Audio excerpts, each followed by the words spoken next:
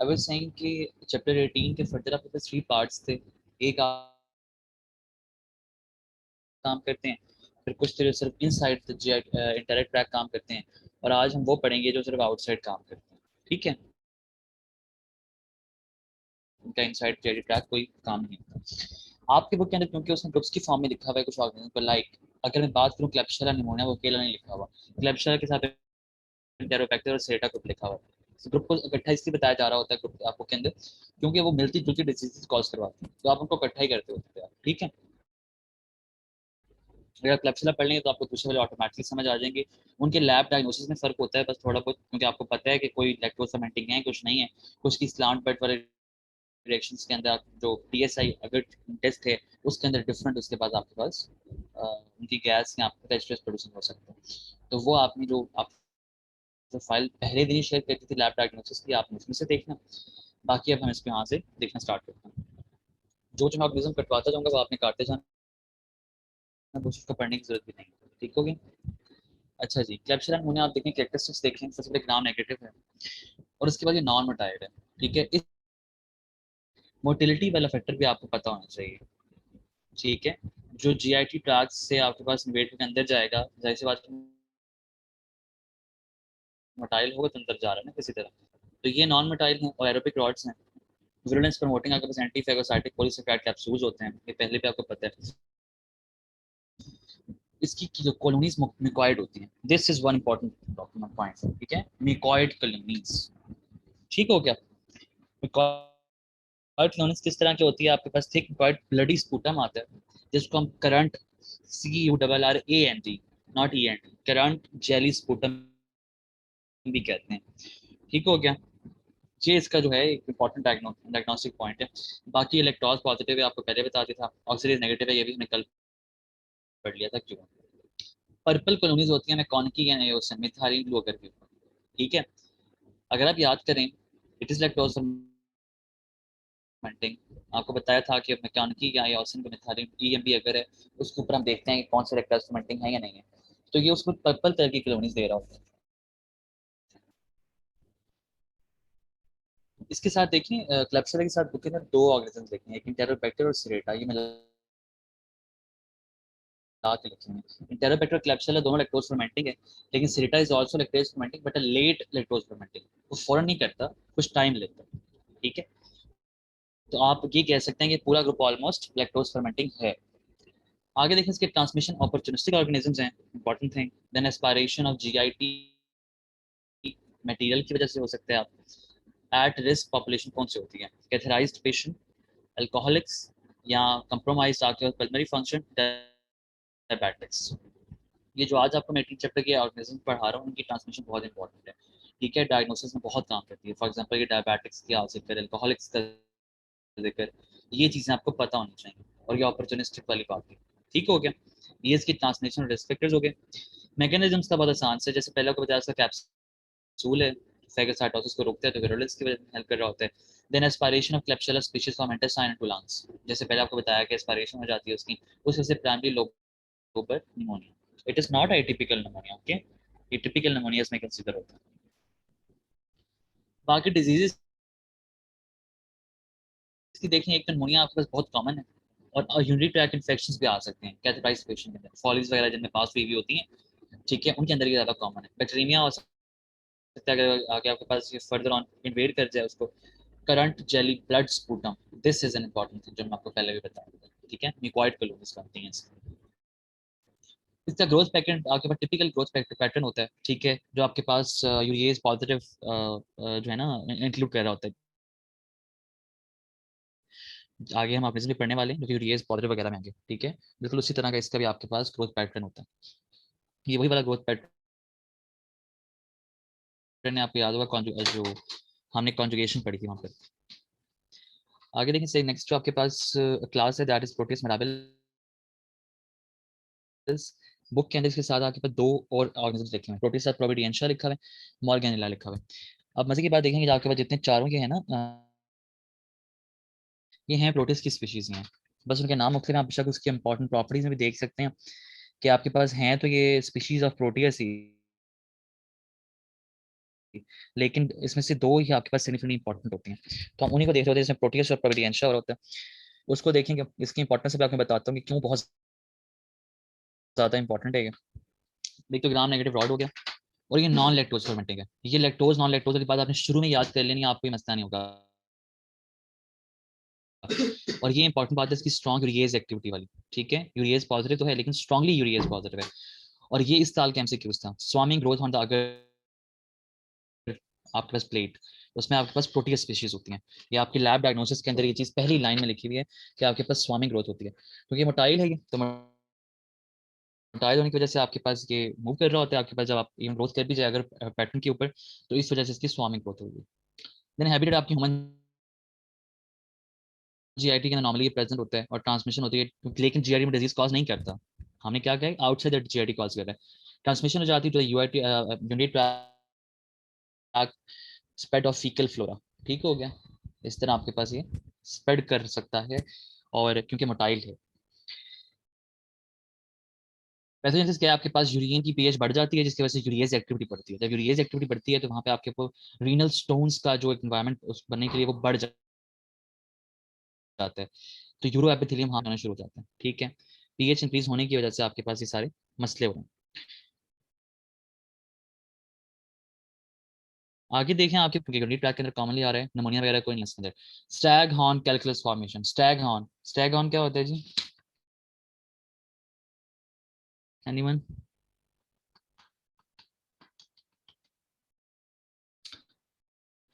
Stag horn is हिरन just type like, का होता है, मतलब मगर बहुत सारे उसके स्कैम्स होंगे। जी जी। स्टैग एक डियर होता है with very long horns. Antelope जिसे हम कहते हैं, ठीक है। और यू कैन से बारहसिंगा उसका नाम होता है, ठीक है। उसके हॉर्न्स की तरह एग्जाम्पल कर रहा होता है कि, और आपके यूरिन के अंदर से अमोनिया की स्मेल आ रही है, क्योंकि यूरिएज पॉजिटिव है ना, तो आपके पास यूरिया को ये डिग्रेड कर देते हैं वहाँ पर into the NH3 and carbon dioxide. तो अमोनिया स्मेल इज वेरी आपके पास स्ट्रॉन्ग इन द यूरिन, तो ये इसलिए आपके यूरिएज पॉजिटिव वाली बात इंपॉर्टेंट थी। आगे ये देख लें अब आप, ये आपको नजर आएंगे स्ट्रैग हॉर्न कैलकुलस, ऑलमोस्ट सारी है के पास जो है किडनी कवर कर लेते हैं, इस तरह के हॉर्न्स होते हैं, ठीक हो गया। देन आगे हमारे पास आ जाएं, वेरी इंपॉर्टेंट ऑर्गेनिज्म।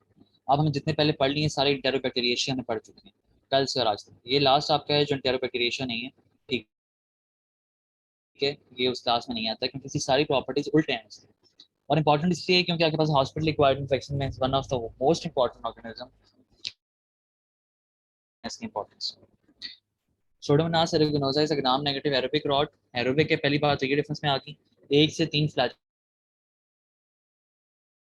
होते हैं, मोटाइल होगा, नॉन फर्मेंटिंग है, ना लैक्टोज को ना ग्लूकोज को, किसी को फर्मेंट नहीं करता। ऑक्सीडेज पॉजिटिव है, फिनाइलिन अमाइन जो टेस्ट था उसके अंदर आपके पास ब्लैक कलर की कॉलोनीज बनेगी। नाइट्रेट की रिडक्शन टेस्ट भी पॉजिटिव है, ठीक है, जो ऑक्सीडेशन नेगेटिव। देन आपके पास एक करेक्टरिस्टिक फ्रूटी ओडोर है आपके पास इसमें, ठीक है। फ्रूटी ओडोर ये एक तो इसकी इंपॉर्टेंट बात हो गई, और डायग्नोसिस में देखेंगे इसको। और इसके पिगमेंट्स होते हैं, जिसमें इसका इंपॉर्टेंट पिगमेंट है ब्लू ग्रीन पिगमेंट पायोसाइनाइड, ठीक है।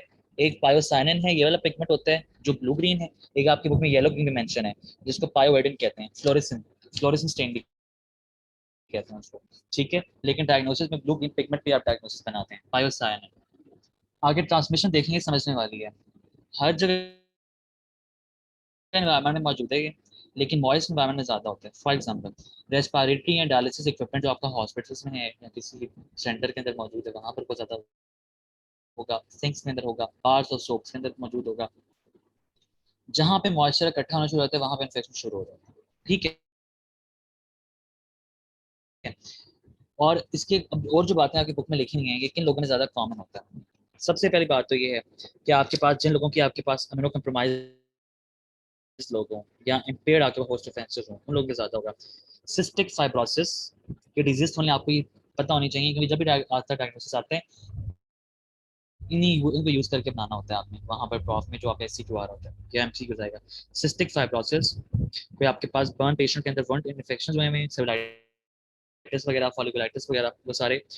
और आपके पास डायबिटिक पेशेंट्स के अंदर मैलिग्नेंट ऑर्टाइटिस एक्सटर्ना हुआ है। ये तीनों डिजीज आपकी डिजीजेस में मेंशन है बुक के अंदर, उसमें आप देख भी सकते हैं।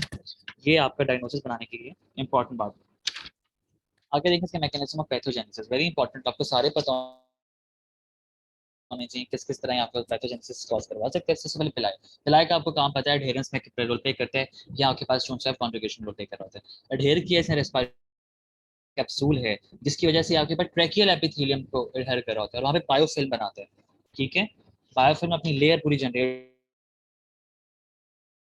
कर देता है वहाँ पर। देन इसका टॉक्सिन है एक्सोटॉक्सिन ए। जो इसका एक्सोटॉक्सिन ए है ना, it is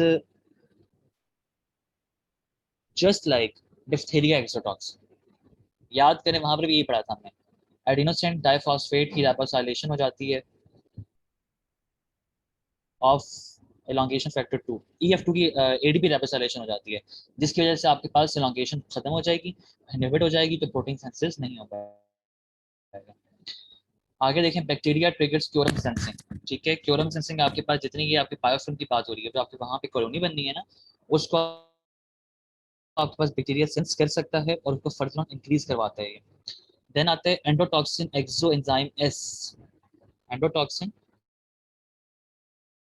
exo enzyme ACE, ये आपकी बुक में जो है ना, इसको एक्सो एस के नाम से लिखा गया हुआ है। ये आपके प्रिवेंट करता होता है फेगोसाइटिक किलिंग को। देन बाकी डिग्रेडिंग एंजाइम को। ठीक है, एंडोटॉक्सिन जो फेगोसाइटिक किलिंग को प्रिवेंट करे, आपको पता है एंडोटॉक्सिन के और क्या फंक्शंस होंगे, वो आपको पहले पता है। सारे एंडोटॉक्सिन एक जैसे जो पैथोजेनेसिस कॉज करवानी है और फर्दर उनकी डिजीज लेकर आए। अच्छा, अब इनके इन्फेक्शंस पर आ जाएं। UTI के अंदर आपके पास कहाँ पे होगा? Common the patient developing catheters, Foley वगैरह जो इस्तेमाल हो रही होती हैं उनके अंदर, most common cause of UTI कि पता हो आपको किन पेशेंट्स के अंदर होगा। देन बर्न बाउंड इन्फेक्शन अगर होगा, तो उसमें आपके पास vascular damage, necrosis, bacteria cause करवा सकते हैं, जैसे मैंने आपको पहले बताया। ईयर की इन्फेक्शंस में ऑटाइटिस एक्सटर्ना, एक्सटर्नल ईयर। ठीक है, एक्सटर्नल ईयर के अंदर आपके पास स्विमर्स ईयर हो जाएगा, बेनाइन होता है लेकिन पेनफुल होता है। ठीक है, क्योंकि आपके पास वहाँ पे जो nerve supply, sensing nerve supply बहुत ज्यादा है। Then malignant external otitis, pain, swelling and fluid discharge होता है from the external auditory canal and can lead to the cranial nerve damage, bacteremia and sepsis। ठीक है, एक तो आपके पास बेनाइन है जिसे स्विमर ईयर कहते हैं, जो मैलिग्नेंट होगा उसमें पेन या स्वेलिंग और फ्लूइड डिस्चार्ज होगा, जो आपके पास क्रेनियल नर्व्स को भी डैमेज करेगा, बैक्टीरिया और सेप्सिस कॉज करवाएगा। देन नेक्स्ट वन है स्किन इन्फेक्शन। स्किन इन्फेक्शन में एक्जिमा, गैंग्रीनोसिस, गैंग्रीन से और एरिथमिया से आपके पास जो है ये रिजेंबल कर रहा होता है। फोकल स्किन लीजन्स होते हैं इसके अंदर। ठीक है, मुख्तलिफ जगहों पर होंगे बॉडी के ऊपर, हैमरेज होगा उनके अंदर और निक्रोसिस हुआ होगा। देन फॉलिकुलाइटिस, फॉलिकुलाइटिस अब पहले भी पढ़ चुके हैं, infection in the region of the apocrine sweat glands. ठीक है, फॉलिकुलाइटिस की पिक्चर आपके पास चैप्टर नंबर 15 में पहनी हुई है, वहां दोबारा आप देख सकते हैं। एक्सटर्नल ईयर में एरियोला पर, निप्पल पर, इन जगहों पर आपके पास क्योंकि एपोक्राइन स्वेट ग्लैंड ज्यादा होते हैं वहां पर होगा।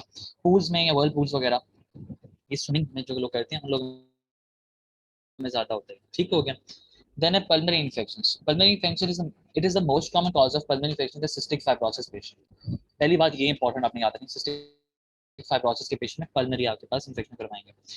Then they cause the diffuse bilateral bronchopneumonia from the contaminated respiratory therapy equipment।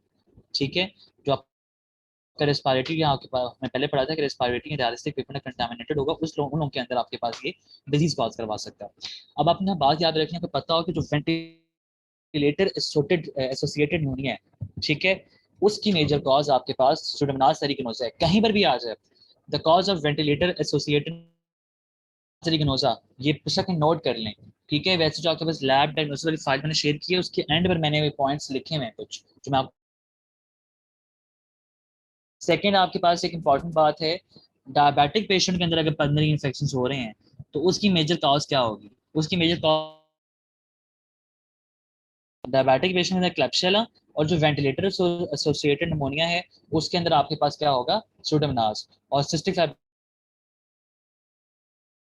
के पेशेंट के अंदर भी सुडोमोनास होगा। इस तरह की बातें आपको याद करना जरूरी है, एमसीक्यूज आ जाते हैं, एससीक्यूज आ जाते हैं, और आपको आगे भी बहुत काम देंगे। ठीक है, माइक्रो वो जब पढ़ रहे हो तो काइंडली इस उम्मीद से ना पढ़ेंगे कि 25 साल पढ़ के आपने छोड़ देंगे। आप आगे फोर्थ ईयर में आएंगे, फाइनल में आएंगे, जगह जगह इन चीज़ों पे रिपीटेशन होगी। ईएनटी आई फोर्थ ईयर के अंदर 2 सब्जेक्ट्स हैं, हर जगह पे इनका जिक्र होगा कि या फलाना कोई भी आपके पास जो वायरल है या आपके पास फंगल है, कोई भी आपके पास इन्फेक्शन है, ठीक है, बहुत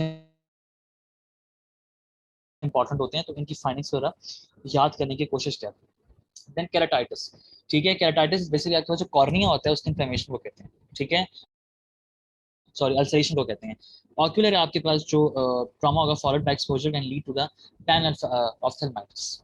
देन डिससेमिनेटेड इन्फेक्शंस में क्या होता है, आपके जो इम्यूनोकम्प्रोमाइज होस्ट होंगे, जैसे ट्रांसप्लांट के पेशेंट्स हैं या किसी की सर्जरी है, पोस्ट ऑपरेटिव केयर के अंदर आपने इम्यूनोकम्प्रोमाइज ड्रग्स दिए हैं, तो उस केस के अंदर बढ़ जाते हैं। देन जो आपके पास ऑस्टियोमाइलाइटिस है उन लोगों में ज़्यादा हो सकता है जिनमें फुट पंचर हो जाए थ्रू एथलेटिक शूट्स वगैरह, ठीक है। ये आपके पास खत्म हो गया सुडोमोनास। इसका अब जो last bacteria that is very much important also, bacteroides है। इसमें कुछ खास नहीं, लेकिन इंपॉर्टेंट इसलिए क्योंकि एनारोबिक है, ठीक है, एनारोबिक है, इसकी इंपॉर्टेंट बात है। ये जितने भी एनारोबिक बैक्टीरिया होते हैं ना, ये आपस में इकट्ठे इनकी कॉलोनी बनी हुई होती है।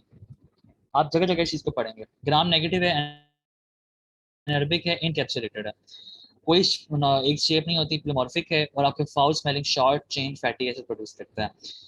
बहुत ब्रॉड इसके एंटीबायोटिक रेजिस्टेंट है, हर किसी से रेजिस्टेंस हो जाती है इसकी।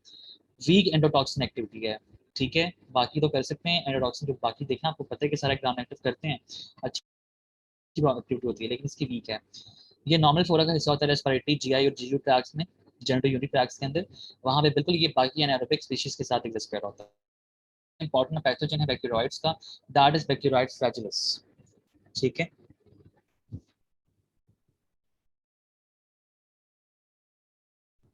सबसे पहले इसका एंटीफाइकोसाइटिक कैप्सूल है जो अडेयर करेगा पेरिटोनियल सर्फेसेस को, वहाँ पे एब्सेस फॉर्म करेगा।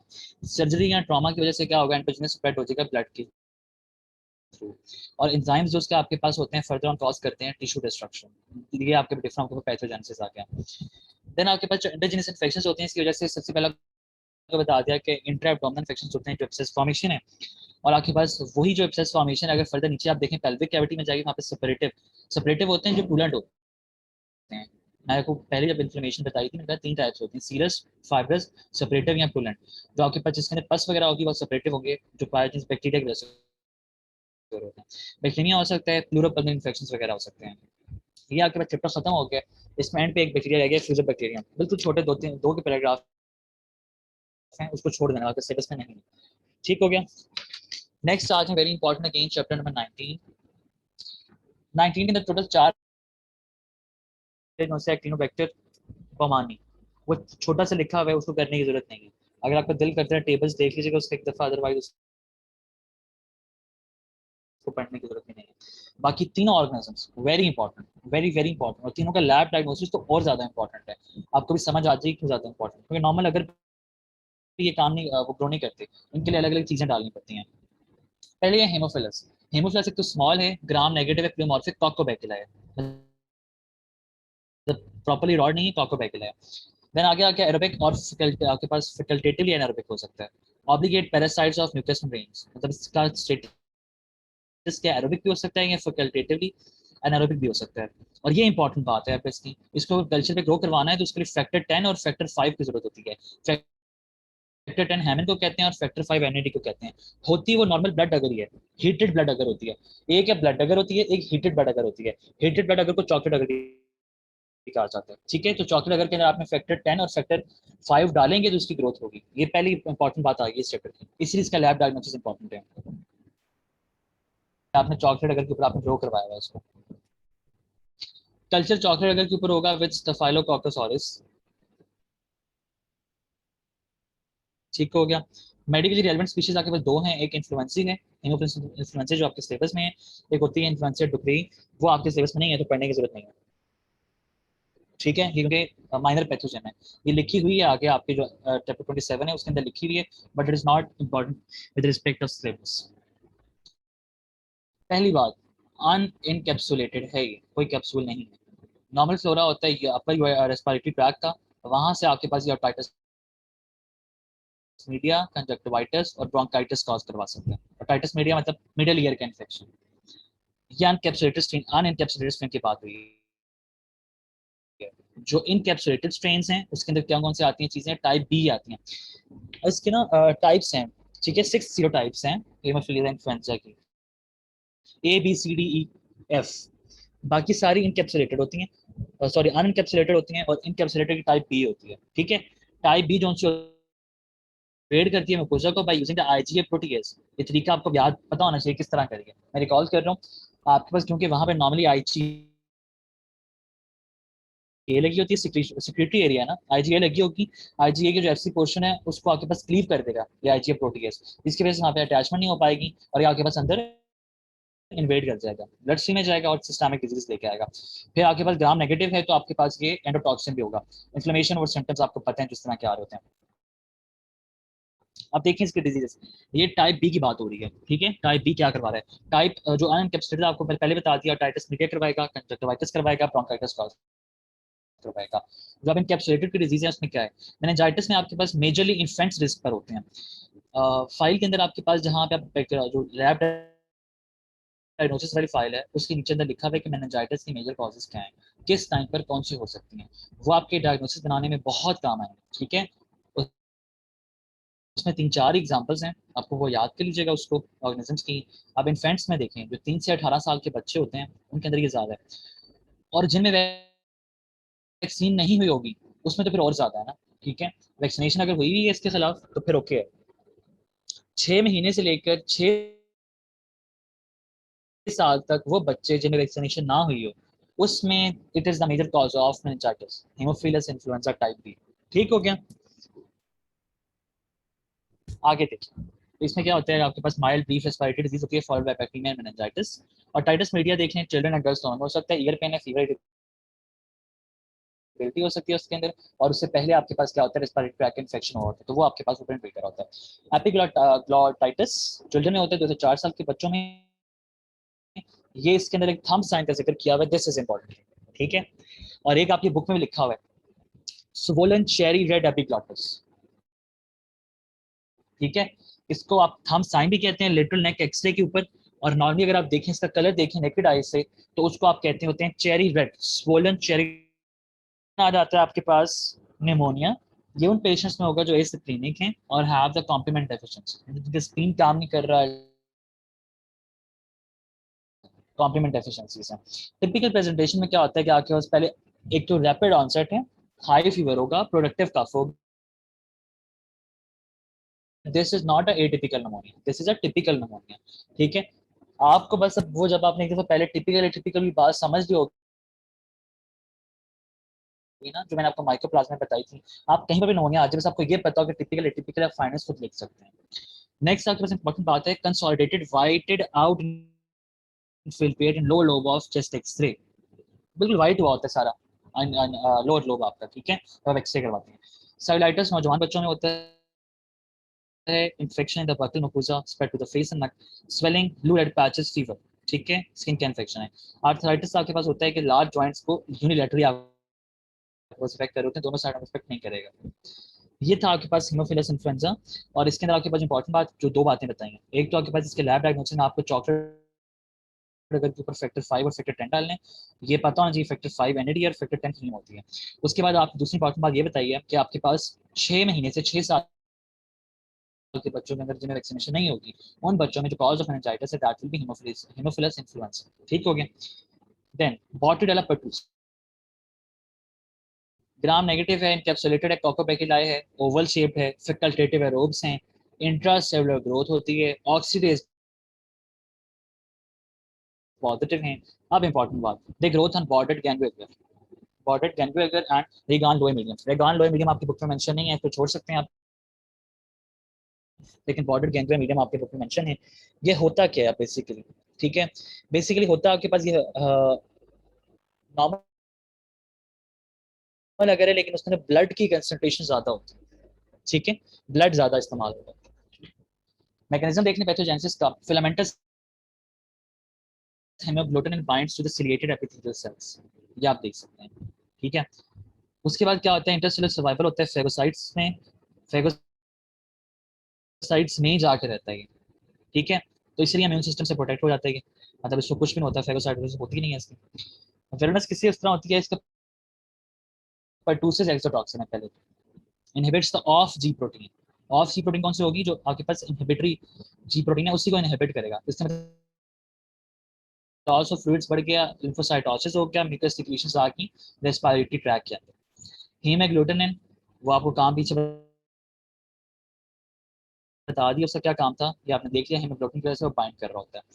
फिर आता है एडिनाइलेट साइक्लेज टॉक्सिन है, ठीक है। एक तो परटूसिस टॉक्सिन है, उसका भी सेम काम है, इसका भी सेम काम है, लेकिन आगे का फंक्शन अलग है। एक्शन सेम है लेकिन फंक्शन अलग है, आगे जाके block the immune effective function. Tracheal cytotoxin का क्या काम होता है, उसने सिलिएटेड ट्रैकियल सेल्स को, आपको पता है ये सेल्स के ऊपर सीलिया लगा होता है, इसको डैमेज करने का काम होता है, ये देख लें ये इस तरह डैमेज किया हुआ है, ट्रैकियल साइटोटॉक्सिन है। फिर एंडोटॉक्सिन आपको पता है वो जो पायरोजेनिक रिस्पॉन्स था, फीवर था, शॉक वगैरह की तरफ बॉडी को लेके जा रहा था, हाइपोटेंशन में। ट्रांसमिशन की क्या होती है, रेस्पिरेटरी ट्रांसमिशन है, क्योंकि आपको पता है चैप्टर रेस्पिरेटरी है आपके पास, वो लिंक है, तो रेस्पिरेटरी ट्रांसमिशन होगी ना। जो पॉपुलेशन ज्यादा रिस्क पे होती है, वन वैक्सीनेटेड बच्चे होते हैं, या आपके पास इम्यूनो कम्प्रोमाइज्ड एडल्ट्स होते हैं, इंक्यूबेशन पीरियड 7 से 10 दिन का होता है, और लिम्फोसाइटोसिस इसमें हुआ होता है, और आप इसको समझते हैं मिसलीडिंगली आप लिख लेते हैं वायरल इन्फेक्शन, ठीक है। तो इसको रूल आउट करना बहुत जरूरी होता है कि वायरल इन्फेक्शन नहीं है। इस चीज़ की बुक में मेंशन नहीं है, लेकिन आई गेस प्रॉफ में एक तरह सवाल आया हुआ है, ठीक है। तो बुक में मतलब नामों के साथ मेंशन नहीं है, लेकिन लिखी जरूर नहीं है। 3 स्टेजेस होती हैं आपके पास, इंक्यूबेशन पीरियड 7 to 10 डेज के आपके पास, जिसमें आपके पास सेंटर्स में अपीयर करना है। कैथेड्रल स्टेज है 2 हफ्ते के लिए, फिर प्रॉक्सिमल स्टेज है जो 1 से 6 हफ्ते के लिए होती है, 6-10 हफ्ते तक जा सकती है, और कन्वेलेंट स्टेज होती है, कन्वेलेसेंट स्टेज होती है, इसको रिकवरी स्टेज भी कहते हैं, जो 2 से 3 हफ्ते के लिए होती है, और इसमें आपके पास बाकी रेस्पिरेटरी इन्फेक्शन भी हो सकते हैं। होता क्या है इसके अंदर, जो डिजीज है बेसिकली वुपिंग कफ है। वुपिंग कफ क्या होती है, आपके पास आप रैपिडली आप जो खांसी आती है और एंड में आपके पास वुप साउंड आती है, वुप, ठीक है। उसके बाद वॉमिटिंग एक्सॉर्टेशन वगैरह हो सकती है, ठीक है। ये इस तरह की सिचुएशन से वूपिंग कफ कहा जाता है। और नॉर्मली क्या होता है आपके पास, मतलब जो प्रैक्टिस वूप होती है ना, वो अक्सर तौर पे एब्सेंट होती है, वो प्रेजेंट ही नहीं होती है, तो इसलिए आपको पता नहीं लगता कि ये वूपिंग कफ है या किसी और तरह की कफ है। उस केस में डायग्नोसिस बनाने का सिंपल क्या कहते हैं, की रहेगी उसको हम कहते हैं कि वो वूपिंग कफ है, ठीक है। 100 दिन से ज्यादा, ये बुक की लाइन है आपकी। पहली 2 वीक्स में देखें आगे कैंसर स्टेज में सिम्टम्स क्या होते हैं, रनी नोज होगी, लो ग्रेड फीवर है, माइल्ड ऑक्यूपेशनल कफ है, लेकिन हाईली कंटेजियस है। अब देख लें इसके अंदर कोई भी हाई सिम्टम नहीं है, सारे कॉन्स्टिट्यूशनल सिम्टम्स आ रहे हैं। तो प्रॉक्सिमल स्टेज है, उसके अंदर जो डिजीज की प्रेजेंटेशन है वो आती है, fits of numerous rapid coughs followed by whooping cough, vomiting, exhaltation after coughing fits, ठीक है। तो ऑल पैरोक्सिस। उसके बाद नेक्स्ट आते हैं, ये जो लास्ट रिकवरी होती है, रिकवरी ग्रेजुअली हो रही होती है, coughing lessens but fits of coughing may return, ठीक है। मतलब आप ये हो सकता है कि खांसी आपकी खत्म हो जाए, लेकिन फिट्स आपके दोबारा आ सकते हैं जब तक मुकम्मल रिकवरी नहीं हो जाती। तो these are the 3 stages of the disease progression of, आपके पास होता है पॉटेड एलापर्टुसिस, और ये इंपॉर्टेंट है, बाकी मीडियम आपका मैं इसको बता दिए, बॉर्डेड गैंग्रिया मीडियम, ठीक हो गया। Last organism of this chapter is legionella pneumophila. Gram negative coccobacillus एक तो इंपॉर्टेंट बात इस चैप्टर, क्योंकि सारे ग्राम नेगेटिव कॉकोबैक्यूलस ग्रोथ है इसकी, और ग्राम स्ट्रेंथ कितनी अच्छी नहीं है तीनों बैक्टीरियाज की, जो आप अभी तक हम पढ़ चुके हैं। और आपके पास सबसे पूर्ण ग्राम स्ट्रेंथ तो लिगोनेला निमोफिलिया की है, ठीक हो गया।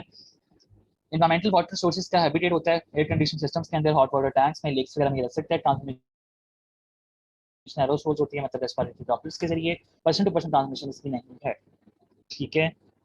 एरोसोल सरफेस में मतलब, लेकिन स्टिल देखने की इंपॉर्टेंट बात है आपकी, पर्सन टू पर्सन आपके पास ट्रांसमिशन नहीं है, लेकिन एरोसोल्स के जरिए आपके पास स्प्रेड कर रहा है।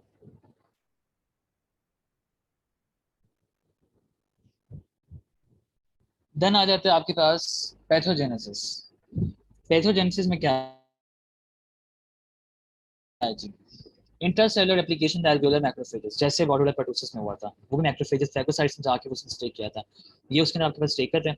C3 promotes phagocytosis but Lignella inhibits the phagolysosome fusion, ठीक है। फेगोलाइसोसोम की फ्यूजन ही नहीं होने दे रही है, जब फ्यूजन नहीं हो रही आपके पास बात है फेगोसाइटोसिस नहीं होगा। तो infected cell death through bacterial degradative enzymes, ठीक है, वहाँ पे इसके डिग्रेडेटिव एंजाइम्स आपके बैक्टीरिया स्पीड कम करेगा, उसके लिए आपके पास सेल डेथ हो जाएगा जिस सेल को इसने इन्फेक्ट किया है। बेसिकली किस सेल को इन्फेक्ट किया है इसने? एल्वेओलर मैक्रोफेजेस को। अच्छा, इसके अंदर आपकी बुक के अंदर दो डिजीज लिखी हुई हैं, एक तो आपके पास लिखा हुआ है लिगुनियर्स डिजीज और एक कॉन्टैक्ट फीवर, दोनों इसी के डिजीजेस हैं। लेकिन देखिए इसके डिफरेंसेस हैं जो आपको पता होने चाहिए। प्रेजेंटेशन आपकी जो लिगुनियर डिजीज की एपिडेमिक है स्पोरेडिक है, परसेंट में 40% हो सकती है कि आपके पास किसी जो है ना जिस तरह आपकी कोरोना की तरह इस तरह फैल भी सकती है। लेकिन जो कॉन्टैक्ट होती है कि आपके पास एपिडेमिक होती है, काफी लंबी लार्ज पॉपुलेशन कवर करती है। Infection rate mostly contact fever का ज्यादा होता है। दोनों डिजीज में सिम्टम्स एक जैसे हैं, एटिपिकल नमोनिया ही होता है, लेकिन आपके पास कॉन्टैक्ट फीवर के अंदर जो होते हैं नमोनिया नहीं होता, फ्लू लाइक सिंड्रोम होता है, ठीक है। अब एटिपिकल नमोनिया किस तरह का है, अब आपको भी बताऊं कि एटिपिकल कौन से कॉज करवाते हैं, मेरी फाइल में मेंशन है। अगर मैं आपको कोई कॉल कर दूं तो जहां जहां टिपिकल का जिक्र है बुक के अंदर वहां वहां साथ में से मेंशन किए हैं जी ये करवाते हैं, तो आपको पता है। माइकोप्लाज्मा पढ़ चुके हैं पहले, वो करवाता है, ठीक है। दूसरा पढ़ लिया लुगनाला नमोफिलिया करवाते हैं। और एंड में हम जो चैप्टर्स होंगे रिकेटेशिया या आपके पास जो उसके अंदर आप देखेंगे वो या तो ये चार आपके पास हैं जो एटिपिकल नमूनिया है, वॉकिंग नमूनिया जिसे हम कहते हैं। यूनिलेटरल लोबलर होता है, फीवर होता है, चिल्स होता है, ड्राई नॉन प्रोटेक्टिव कफ है, जीआई जो इसने मेंशन नहीं की हुई है, हाइपोनेट्रीमिया। हाइपोनेट्रीमिया इसकी one of the important finding है इसके अंदर। हाइपोनेट्रीमिया पूरी आपकी बैक्टीरियोलॉजी में कहीं भी हाइपोनेट्रीमिया का वर्ड इस्तेमाल नहीं किया, या हाइपर का भी नहीं किया हुआ, हाइपोनेट्रीमिया का सिर्फ ये लोगों ने डिजीज के डायग्नोसिस में लिखा है, तो इसको आपने यहाँ पे ऐड कर। टाइम ऑफ ऑनसेट देख लें, एपिडेमिक डिजीज से आपके पास लेट समर या फॉल में हो सकती है, और एंडेमिक होगी बाकी थ्रू आउट द ईयर, और ये थ्रू आउट द ईयर हो सकता है कॉन्टैक्ट से। इंक्यूबेशन पीरियड 2 से 10 दिन का है, 1 to 2 डेज केस लिए आपके पास इन्फेक्शन रेट ज़्यादा है।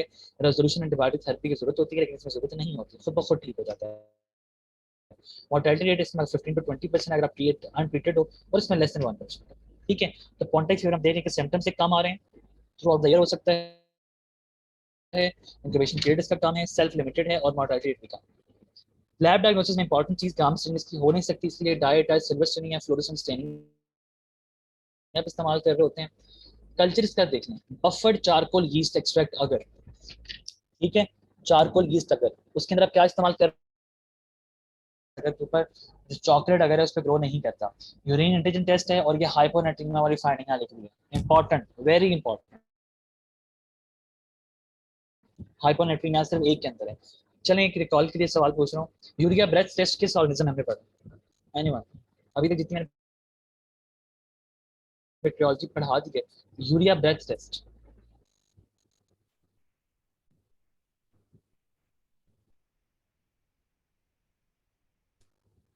हाँ जी भाई, किसी को भी नहीं पता? 4-5 दिन तो हमें भी पड़े हैं। हेलिकोबैक्टर में I think yes, heli Helicobacter pylori के नाम में पढ़ा था यूरिया ब्रेथ टेस्ट। उसमें हम करते क्या है, हम वो स्पेसिफिक रेडियो वाले लोग उसको इंजेस्ट करवाते हैं, तो उसके बाद जो आपके पास ब्रेथ के अंदर आपके पास वो अमोनिया की जो यूरिया की आपके पास वो स्मेल आ रही होती है। अच्छा जी, आगे चलें, आपके पास चैप्टर नंबर 20 है, इसमें चौथा बैक्टीरिया आप छोड़ते हैं बेशक, एक्टिनोबैक्टर नॉट इंपॉर्टेंट। ये जो चैप्टर नंबर 20 है ना, इसमें कोई भी चीज इंपॉर्टेंट नहीं, कोई आपके सिलेबस में नहीं है एक्सेप्ट यर्सीनिया दफा कि एमसीक्यूज आ गया था इसमें से, उसके लिए मैं आपको चीज दिखाने लगा हूँ जो आपने एमसीक्यूज के लिए तैयार करना। वैसे मैं आपको पढ़ा भी सारे समझा में दफा, तो आपको वो चीज बहुत याद हो जाएगी। ये आपकी बुक है, पेज नंबर 170, चैप्टर 20 का पहला पेज है, उससे ये टेबल 20.1 है, बस इस टेबल को रट लेना है और आपने साथ में यर्सीनिया कर देना है, आपका चैप्टर प्रिपेयर है। और इस चैप्टर में और कोई खास बात नहीं लिखी है, ठीक है। ये आपने बस आपका पूरा कंप्लीट हो जाएगा। वापस चलते हैं स्लाइड्स की तरफ। तरतीब मैंने बुक वाली फॉलो की है, ब्रुसेल्ला स्पीशीज, क्योंकि सारे एनिमल सोर्सेज से लिंक्ड जूनोटिक ऑर्गेनिज्म है, ठीक है। ह्यूमन से इन्फेक्शन नहीं होता, ह्यूमन टू ह्यूमन स्प्रेड नहीं है इसका, ठीक है ना। एनिमल्स टू आपके पास ह्यूमन हो सकता है। Coccobacteria है, Aerobic है, facultative intestinal bacteria, non-encapsulated है, fast release growth requirement है, cause zoonotic diseases। ये सारी बातें ऑलमोस्ट पूरे चैप्टर में कॉमन होगी, तो आप एक दफा याद करें तो आपको आगे आसानी रहेगी। जूनोटिक में टेबल में मेंशन है, बात कैटल गोट शीप डॉग से फैल सकता है, इंजेक्शन ऑफ अनप्रेशराइज्ड डेयरी से फैल सकता है, फार्मर्स, वेटरिनेरियंस या स्लॉटर हाउस वर्कर्स के अंदर, यानी कि स्लॉटर हाउस होते हैं जहाँ पे आपके पास कुर्बानी दी जाती है। Inhalation of air born Brucella भी आपके पास आ सकता है। होता क्या इसका, ब्रुसेला आपके पास फैगोसाइटोज हुआ, रेजिस्टेंस टू इंटरसेलुलर किलिंग नहीं हो पाती, इवेड करते हैं कंट्रोल को, ग्रोथ करवाते हैं फैगोसाइट्स में, जिस तरह पहले कहता था। स्प्रेड करेगा spring level lymph node, bone marrow के अंदर इन्फेक्शन आएगा, होस्ट टी हेल्पर 1 रिस्पांस आएगा, हेल्पर सेल्स 1 का, और वहां पे ग्रेनोमास बन जाएंगे जहां पे आपका इन्फेक्शन हुआ था उसके साथ। तो ये आपका इन्फेक्शन ब्रूसेलोसिस होता है, इसके अंदर अनटोलेरेंट फीवर कहते हैं इसको, malaise, chest wet, fatigue, weight loss, reactive arthritis, and fever, पेट पेन, सब एक्यूट क्रॉनिक फॉर्म हो सकती हैं। सिंपल आप याद रख सकते हैं, आगे कर सकते हैं, ब्रूसेलोसिस हो सकता है, अनटोलेरेंट फीवर, बस इतना काफी है। नेक्स्ट ऑर्गेनिज्म आपके पास है फ्रांसिसेला टूरेनेंसिस, स्मॉल ग्राम नेगेटिव बैक्टीरिया है, फास्टिडियस है, फैकल्टेटिव है, स्लो ग्रोथ है, एंटीफैगोसाइटिक कैप्सूल है, वेरी इफेक्टिव, लो ID50। एक तो लो ID50 फ्रांसिसेला टूरेनेंसिस का आ गया, इससे वेरी लो ID50 है, बहुत ज्यादा इफेक्टिव होता है, इफेक्टिव डोज बहुत कम होती है इसकी। मैंने कल आपको बताया था जिसमें कहा था कि सिर्फ 100 माइक्रो ऑर्गेनिज्म से आपके पास वो डिजीज कॉज कर सकते हैं। Which one was that?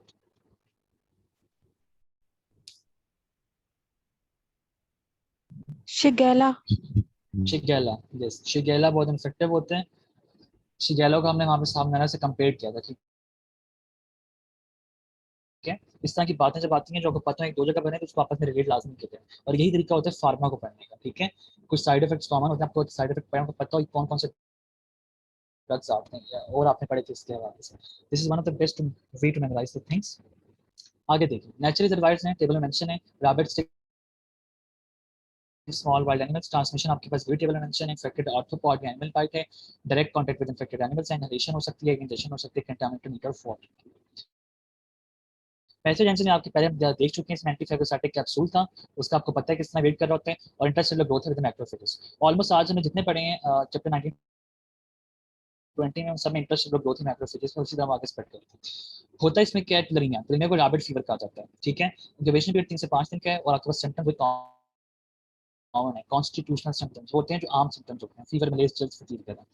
अल्सरो glandular form होती है इसकी, जिसमें आपके पास जहां पर ये हुआ है वहां पे आपके पास ये देख लें के अंदर स्किन अल्सर्स हो जाते हैं साइड ऑफ इन्फेक्शन के ऊपर, ग्लैंडुलर फीवर कहते हैं फिर इसको, ठीक है। अगर स्किन अल्सर्स के ना मौजूद हो तो टुलिनिया रैबिट फीवर कहेंगे, और अगर होगा तो उसे ग्लैंडुलर फीवर कहेंगे, अल्सिलो glandular form. Ocular glandular form में क्या होता है, आपके पास डायरेक्ट इनॉकुलेशन ऑफ आईज के अंदर आपके पास जा रहा है, पेनफुल कंजक्टिवाइटिस होता है, lead to the ocular ulcer. Conjunctiva क्या होता है आपके पास, कॉर्निया और आईलिड के बीच वाली जगह, बीच वाली मेम्ब्रेन, कॉर्निया आपके पास जो सामने आपको व्हाइटिश एरिया नजर आ रहा है सारा, व्हाइटिश नहीं मतलब व्हाइटिश के ऊपर एक लेयर होती है, वो लेयर, और ऊपर से आपके पास आईलिड की इनर लेयर, उसके बीच में जो आपके पास जो लेयर होती है उसे कंजक्टिवा कहते हैं। रीजनल इन्फेंटेनोपैथी हो जाती है इसके अंदर। बाकी फॉर्म देखें, टाइफाइडल सेप्सिस जिसमें हो जाएगा, निमोनिक हो सकती है, गैस्ट्रोइंटेस्टाइनल हो सकती है, ठीक है। ये सारी फॉर्म्स आपकी बुक के अंदर क्लिनिकल फाइंडिंग्स में मेंशन है, लेकिन अगर आप सिर्फ याद रख लें कि आपके पास रैपिड फीवर कॉज करवाता है, वो भी आपके पास काफी है। गर्सिनिया, ये इंपॉर्टेंट है, ठीक है, क्योंकि आपकी ये सिलेबस में भी एयरसीनिया में आपके पास आपकी ग्राम नेगेटिव रॉड है, फैकल्टेटिव इंटरसेलुलर है, मोटाइल है, ये इंपॉर्टेंट बात। ऑक्सीडेज नेगेटिव है, लैक्टोसिनिया पेस्टिस जो आप इस चैप्टर में पढ़ेंगी, यर्सीनिया एंटेरोकोलिटिका, ये आपके कहीं भी नहीं लिखा हुआ, लेकिन एक दफा एक जगह मेंशन जरूर है, जो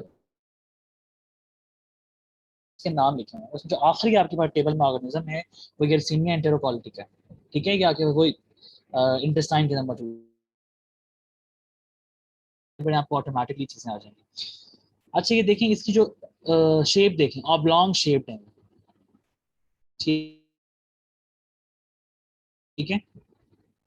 इसकी जरा ये ट्रांसमिशन समझना बहुत इंपॉर्टेंट है, फिर आपको पता लगता है कि किस तरह का आपके पास ये फ्लैग हुई है। ये आपके पास नेचुरल एंडामिक रिजर्वायर वो जो रोडेंट्स आ जाते हैं, ठीक है। फ्ली ने बाइट किया इसको, इसने दोबारा फ्ली को बाइट किया, और ये इस तरह होगा, यहाँ गया वाली साइकिल, ठीक है, इस तरह चलेगी। अब ये इन्फेक्टेड है, आपके पास ऊपर वाले चूहे जो उनसे रोडेंट्स हैं जो ये डायरेक्ट कांटेक्ट करते हैं आपके पास इनके साथ, ह्यूमन के साथ, तो बिगोनिक प्लैग कॉज कर, या फ्ली बाइट, जो फ्ली आपके पास इन्फेक्टेड थी, फ्ली बाइट की वजह से आपके पास क्या होता है, आपके पास ये बिबोनिक प्लाग हो जाता है। ठीक हो गया, ये डायरेक्ट कॉन्टैक्ट होता है। दूसरा, इन्होंने डायरेक्ट कॉन्टैक्ट किया आपके पास यहाँ ह्यूमन के साथ, और ह्यूमन ने अपने रेस्पिरेटरी सिस्टम के जरिए दूसरे को स्प्रेड किया, दैट इज एयरबॉर्न ट्रांसमिशन। उस केस में आपके पास ह्यूमनिक प्लाग होगा। ठीक है, और ये कुछ आपके पास इसमें एम्पलीफाइंग होस्ट होते हैं जो इसके इन्फेक्शन को, यहाँ से फ्ली ने आपके पास, जो इन्फेक्टेड फ्ली थी उसने आपके पास नेचुरल रोडेंट को इन्फेक्ट किया, रोडेंट से दोबारा अनइन्फेक्टेड फ्ली को इन्फेक्ट किया, उसमें से आपके पास ये मैमल्स को इफेक्ट किया, और मैमल्स ने दोबारा फ्ली को, फिर आगे साइकिल चलता है। बुक के अंदर एक काफी कंफ्यूजिंग तरह से लिखा हुआ है, आपको समझ में आता। ठीक है, ग्रुप के अंदर, बुक के अंदर उसने दो साइकिल्स बनाए हुए हैं। सेल्वेटिक साइकिल उसने कहा हुआ है, और उसने एक अर्बन साइकिल कहा हुआ है। ठीक है, जो सेल्वेटिक साइकिल होते हैं उसमें वाइल्ड रोडेंट्स को आप इन्फेक्ट हो रहे होते हैं, ये वाला, ये साइकिल उसने कहा हुआ है, ये आपके पास सेल्वेटिक साइकिल है। और जो आपके पास हो रहा होता है अर्बन साइकिल है, इसमें आपके पास हो रहा होता है कि रैट्स को, जब स्पेसिफिकली रैट्स को आप इस्तेमाल करें।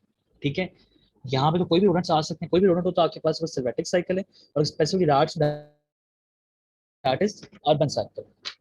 ठीक हो गया, आगे देखें कि पैथोजेनेसिस। सबसे पहली बात, एंटोफैगोसाइटिक कैप्सूल है, आपको पता है उसमें क्या होता है, इंटरसेलुलर ग्रोथ है, एक्सोटॉक्सिन है, एक्सोटॉक्सिन है। ठीक है, एक्सोटॉक्सिन, एक्सोटॉक्सिन भी होता है इसमें, लेकिन वो नहीं है ग्राम पॉजिटिव। मैंने आपको कहा था कि लाजमी नहीं है कि एक्सोटॉक्सिन सिर्फ ग्राम पॉजिटिव हो, वो ग्राम नेगेटिव में भी हो सकते हैं। एंडोटॉक्सिन तो है ही है, एक्सोटॉक्सिन भी होता है इसके अंदर, डिस्सेमिनेशन हो जाती है। फाइंडिंग्स देखें इसके अंदर, ट्रांसमिशन आपके पास पहले आपको न्यूमोनिक प्लाग की बता दी, inhalation of infectious droplets by terror agent है। ठीक है, ये वॉइस में इस्तेमाल होता है। न्यूमोनिक प्लाग में bite of infected flea reservoir आपके पास प्रेरी डॉग्स। क्लिनिकल मैनिफेस्टेशन 2 से 3 दिन के अंदर ये होगा, ये 7 डेज के अंदर आपका इंक्यूबेशन पीरियड है। साइंस में फीवर, मलेरिया और रेस्पिरेटरी प्रॉब्लम होगा न्यूमोनिक के अंदर, इसमें हाईली पेनफुल है, पेनफुल बुबूज बनेगी, फ्लेम्स, स्वोलन लिम्फ नोड्स बनेंगे इन ग्रोइन और एक्सिला। ठीक है, कंजक्टिवाइटिस से बैक्टीरिया है, मोर्टेलिटी रेट इसमें 90%, इसमें मोर देन 70%। आगे आ जाएंगे yersinia enterocolitica, ये आपके पास लाइव स्टॉक, रैबिट्स और rodents वगैरह से फैल सकता है। Contaminated water, food, water, blood well, सब देखने खाने वाली शायद से फैल रही है। ठीक है, उसके बाद नेक्स्ट आ जाता है कि भाई इंटेरोकोलाइटिस में क्या होता है कि most common bloody diarrhoea, fever, abdominal pain है, ड्यूरेशन 1 to 2 वीक्स का है, क्रॉनिक फॉर्म 1 ईयर की है। 18 में पहला टेबल बना हुआ है, पहला तीसरा टेबल बना हुआ है 18.3 के अंदर।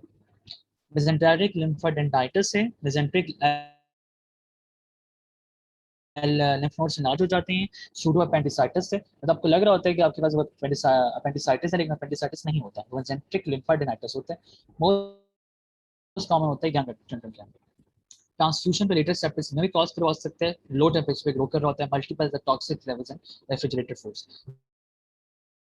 सिर्फ अभी याद रख लें, ये एंटरक्वालिटी का ब्लडी डायरिया कॉज करवाता है आपके पास। ठीक है, इतना भी आप याद कर लें तो वो आपके पास है। Pasteurella, pasteurella short encapsulated gram negative rod है, बायपोलर स्टेनिंग होती है इसमें। अच्छा, मैं आपको एक चीज बताना भूल गया, और यर्सिनिया के अंदर आपकी बुक की लाइन है, टिपिकल सेफ्टी पिन अपीयरेंस होती है, जब स्टेनिंग करते हैं ना, गमसा स्टेनिंग है आपके पास, जो उसकी सॉन स्टेनिंग है, उस पर टिपिकल आपके पास सेफ्टी पिन, सेफ्टी पिन आपको पता हो किस तरह की होती है। ठीक है, उस तरह की उसकी अपीयरेंस होती है उसके ऊपर। अच्छा, पॉस्चुरेला भी देखनी है उसमें आप, ये इंपॉर्टेंट बात है। Then normal oral flora of domestic cats and dogs, human pathogens में pasteurella, multo, no spellings are wrong, multocida, multo, okay okay सही, राइट है, मल्टोसिडा पॉस्चुरेलियोसिस कॉज करवाता है, या इसको हम सेवलाइटिस भी कहते हैं। ठीक है, ट्रांसमिशन क्या है आपको बता दी पहले, swelling, सेवलाइटिस, bloody drainage at the site of wound may progress to nearby joints, swelling, arthritis, abscesses हो सकती हैं। कैट बाइट्स अगर होंगी, अगर कैट स्पेसिफिकली बाइट करें तो ऑस्टोमाइटिस हो सकता है। मतलब पॉस्चुलेशन दो मेन डिजीज हैं, सेवलाइटिस एंड ऑस्टोमाइटिस। बस लास्ट में एक डिजीज है बार्टोनेला, उसकी स्लाइड्स नहीं है मेरे पास, सिंपल आपको उसको क्या, उसमें दो तरह की डिजीज होती हैं, उसमें याद में दो बातें होती हैं। जो नॉर्मल इम्यूनो कॉम्पिटेंट लोग होंगे उसमें वो कॉज करवाएगा कैट स्क्रैच डिजीज। ठीक है, और जो इम्यूनो कॉम्प्रोमाइज्ड होंगे उसमें बैसिलरी एंजियोमेटोसिस। बस ये डिजीज के नाम पता हो। दूसरी उसके लेबोरेटरी फाइंडिंग के अंदर एक चीज लिखी हुई है उसकी, वार्टन स्टेरी सिल्वर स्टेनिंग। ठीक है, इस्तेमाल होता है, बस ये 2 बातें, अदरवाइज़ उसमें और तो कोई चीज़ याद करने वाली नहीं है। तो अगर आज के लेक्चर में समराइज़ करूँ, आपने देख लिया कि मोस्टली जो ऑर्गेनिज़म्स हैं वो सारे ग्राम एक तो नेगेटिव थे, कुछ कॉको रॉ बैकेलाई थे, लेकिन आप उसको रॉड्स में कंसीडर करते हैं। और उसके बाद इंटरस्टेलर ग्रोथ पैटर्न था, उनके कल्चर्स बहुत डिफरेंट डिफरेंट तरह के हैं, नॉर्मल कल्चर पे ग्रो नहीं कर सकते हैं, ठीक है, हैं बहुत छोटे-छोटे, पैथोजेंस से मिलती-जुलती सी है, बस डिजीज़ का नाम पता हो तो ऑटोमेटिकली उससे पैथोजेंसिस लग सकता है। तो that is all about today's lecture. अगर इसके अलावा आपका कोई क्वेश्चन यू कैन आस्क।